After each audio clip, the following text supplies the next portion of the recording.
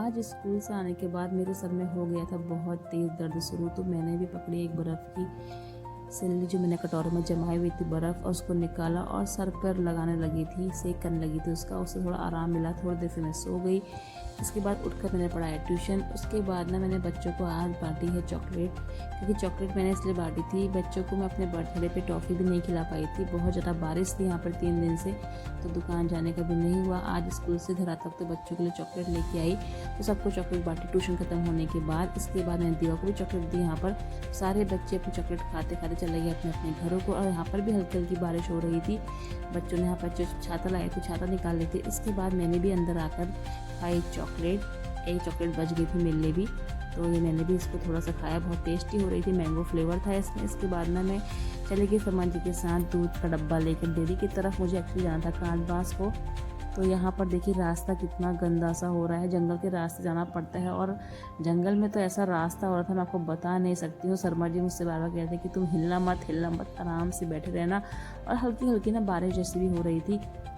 और जंगल में आप देखिए जगह जगह आपको लकड़ी के ढेर, गोबर के ढेर मिलेंगे, क्योंकि यहाँ पर जो लोग रहते हैं वो अपनी लकड़ी गोबर को जंगल में रखते हैं। और यहाँ पर देखिए कितना ज़्यादा कीचड़ है यहाँ पर। इस रास्ते में बहुत ही ज़्यादा कीचड़ हो रहा था। मतलब मैं तो शर्मा जी से कहती कि तुम लोग रोज़ आते जाते कैसे हो यहाँ पर से, तब भी मार्केट के रास्ते क्यों नहीं जाते हो, ये शॉर्टकट पड़ता है तो यहाँ से जाते हैं। यहाँ पर हम पहुँच गए थे अब पक्की सड़क पर।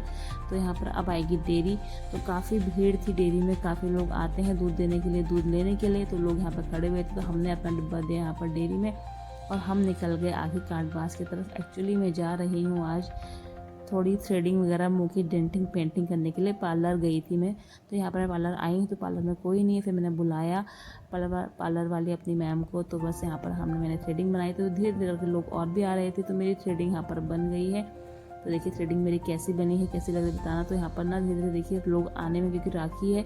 फिर मैं कांटबास आके लग गई हूँ राखी की शॉपिंग करने में। तो राखी भी लेनी थी मैंने, ज़्यादा नहीं, 4-5 राखी लेनी है बस। तो यहाँ पर से राखी देखी, और यहाँ पर दानिश की दुकान में बहुत ज़्यादा भीड़ थी। लोग कुछ सामान ले रहे थे, कुछ राखी ले रहे थे। फिर मैं यहाँ पर आ गई हूँ इस दुकान में। तो यहाँ पे भी राखियाँ बहुत अच्छी अच्छी थी। दूसरी दुकान है परगाई जी जनरल स्टोर करके, तो यहाँ पर मुझे राखी पसंद आई। तो यहाँ पर भी बहुत भीड़ हो रही थी। लोग, राखी है 9 तारीख को, तो भैया आज 7 तारीख हो गई है, तो लोग राखी लेने आ रहे थे। तो मैंने भी यहाँ पर खूब सारी राखियाँ खरीदी।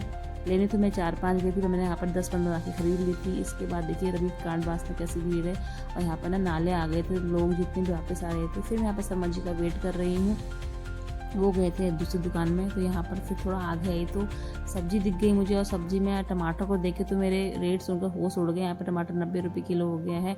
टमाटर छोड़े हमने, फिर मैंने जो भी थोड़ा बहुत सामान लिया।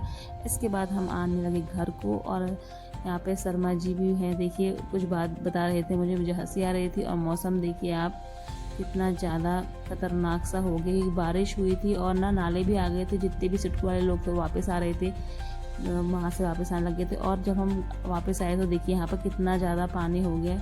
जो पानी कम था वो इतना ज़्यादा हो गया है कि बारिश हो गई थी ना, इसलिए। यहाँ पर समझ लीजिए मुझे गेट पर छोड़ा घर के, वो वापस चले गए थे दुकान को।